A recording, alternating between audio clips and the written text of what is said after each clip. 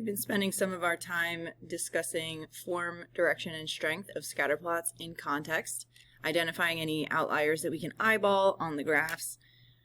We ended up arguing about which of these graphs, which two variables seem to have the strongest correlation, strongest relationship. And when we were doing that, we didn't really have any tools to help us make that clear. So if someone thought that one of the graphs was stronger, if someone thought that there was a stronger relationship between any two of the variables, they pretty much could just say, it seems that way. And, you know, everybody could be right. What we're doing now is we are learning about this value R, which we're going to be calling the correlation coefficient. And we use this Desmos activity, and if you haven't looked at this yet, I highly recommend just going through this and thinking about what that R value means when you arrange the points and see the different R values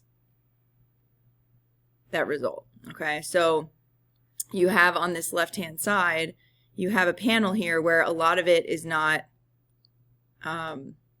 it's not necessary for you. So you could essentially, you could hide this, but we can't. If you want to hide it, you can't just tuck it away because we need to look at this value here.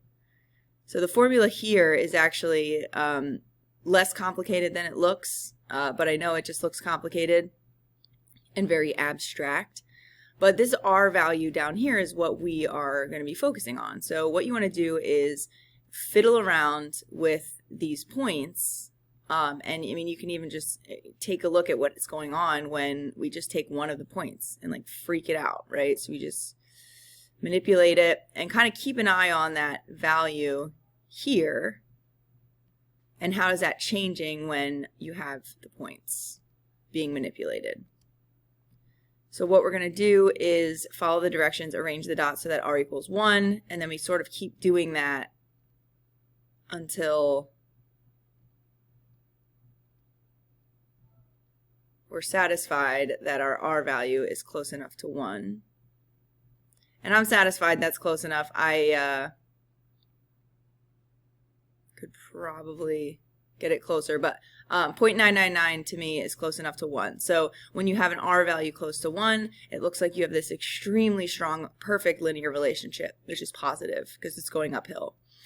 And we keep doing that. You keep doing that. It's asking for a different R value every time. So this is 0.9. So we know that maybe this is supposed to be a strong relationship, but maybe not as strong. So I'm going to go ahead and pull this away. Let's do that. It needs to be a little less strong. Oh, there we go. A little less strong. Right, so we're starting to notice, hopefully, that the points need to be just a smidge scattered, more scattered than they were for a perfect R value of 1 to achieve this value of 0.9. And we keep doing that, 0.8. 0.5 is an interesting one. And just notice, as soon as you pull these points farther away, this relationship gets weaker and the R value gets closer to 0. All right, and when we eventually do get to 0, so this is even more scattered, the points aren't even starting to be arranged. Like if you look at, let's see, 0.9, did we do 0.8? Yeah, so we look at 0.8, and the points are still sort of falling in this pattern of a linear relationship, but then we start looking at 0.5, and you start to see that the points are just sort of more evenly scattered on either side of the line of best fit. The line of best fit can't find its way through any of the points because it's getting to be such a weak relationship, and the points are so scattered, the line of best fits is saying, all right, well, I'm going to have to go through everybody so that I'm evenly on, the points evenly on either side of me. But things are just so scattered that the line of best fit can't even commit to touching any of the points. And we're going to kind of talk about what that means in terms of this line of best fit. Remember that this line of best fit is a prediction line. So in some of the predictions, when you get as close to 1, these predictions are extremely good because these values were actually observed and they land on the line that would have predicted them. So it's kind of exciting, like when you have data that's perfectly correlated, because the predictions will be so accurate based on the line of best fit. Some of these predictions are good. You have these points that are predictions are good. You have some of these points where the predictions are horrible. And then as we get weaker, you just realize, well, none of my points are landing on the line of best fit. So if I use the line of best fit to predict, then none of these points actually landed on the prediction, which makes our prediction less reliable. So we have another situation here where we're going to need to have a perfect correlation, but it has to be negative. So I'm going to start arranging these points in a downhill position, and it's struggling. The line of best fit's sort of struggling, like, what do you want? What do you want? And then we look at our R value as I'm doing this, and you'll start to notice that I am able eventually to get these in some sort of line, and we get extremely close to a perfect negative correlation there as well. And then when you have zero correlation, it's it gets really, really crazy. So you can make this as wild and crazy as you'd like, knowing that a zero correlation will have pretty much a horizontal line as we're doing this. Closer to 0. I'd like to get 0 as 3 of my decimal points. Let's make this. It's getting stronger because of this guy. Ooh. So you get the point, I guess, right? So when we're looking at our notes today that we're going to do, you'll fill this in. This is page 7 of the packet that we are working our way through. Correlation coefficient is a numerical measure that describes the direction and strength of a linear relationship. Okay, so we use the letter R. Arguments are now unnecessary because you're looking at a value where you know that if someone tells you the correlation coefficient is negative 0.8, then that's going to be stronger than negative 0.3. And it doesn't matter anymore what the actual graph looks like, because you could have graphs on different scales. You know, we look at this graph here, and if we zoom out a little bit, it looks pretty strong, but if we zoom in, you start to see it being scattered. And I feel like if you look at one graph on a scale of 5 and another graph on a scale of 10, you can't really do a side-by-side comparison, and you can't quantify the strength because you're just trying to eyeball it. So we use this for linear relationships. R is nice because it doesn't have a unit. So if you remember that in the scatter plots, we're looking at the X and Y axis not having to have the same scale or same unit. So R is a really nice value. The correlation coefficient is calculated in such a way that the units actually end up canceling out. And so you don't have a unit. You don't need to worry about that at all.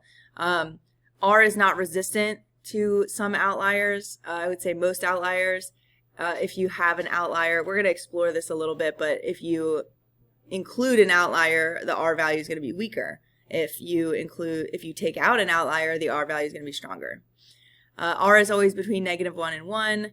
The direction, if you have R is 0, there's no correlation. So you look at that Desmos activity, the line of best fit was horizontal, so the slope was 0. If you have R being positive, then that means that you have a positive correlation. If R is negative, you have a negative correlation. So that kind of gets us to this point where the left side of the strength of correlation is sort of symmetric with the right side of the correlation. So you're starting weak in the middle. And I know people, I always think of the political spectrum, because if you're in the middle and you're sort of moderate, independent, you're sort of like, yeah, you don't really have any strong viewpoints. You just want everyone to leave you alone. That's sort of the weakest viewpoint, right? So that's the weakest correlation is 0 in the middle. And then as you move toward the left, you do have this really strong left perspective. You have this really strong left correlation coefficient. And as you move to the right, you have this strong right perspective. And then when you move to the right here on the number line for R, you have a strong positive correlation at 1. So your strength, as you get farther from 0, the strength gets, well, the correlation gets stronger. And then you get closer to 0, the correlation is weaker. So you kind of have to think about that as like a polar situation where closer to the endpoints of -1 and 1, you're going to have the stronger correlation. So the closer R is to 0, the weaker the correlation. The closer R is to -1 or 1, the stronger the correlation. And then -1 represents a perfectly negative correlation, and that would be the strongest you ever could find. That's just a linear, it's a line of, you just have a regular equation of your linear function, and all your points are landing on the line. But you're going downhill, right? So we have this situation here, like a visual, is that you're still going downhill, your slope is negative, but all your points are in a line. They all land on the prediction. All of your observed values are also what you could use to predict, which is pretty exciting. If you collected data like that, it would be pretty exciting. So +1 represents a perfectly positive correlation, also the strongest. So you have the strongest on the outside. As you get closer to the center of no correlation, your R value is going to be 0.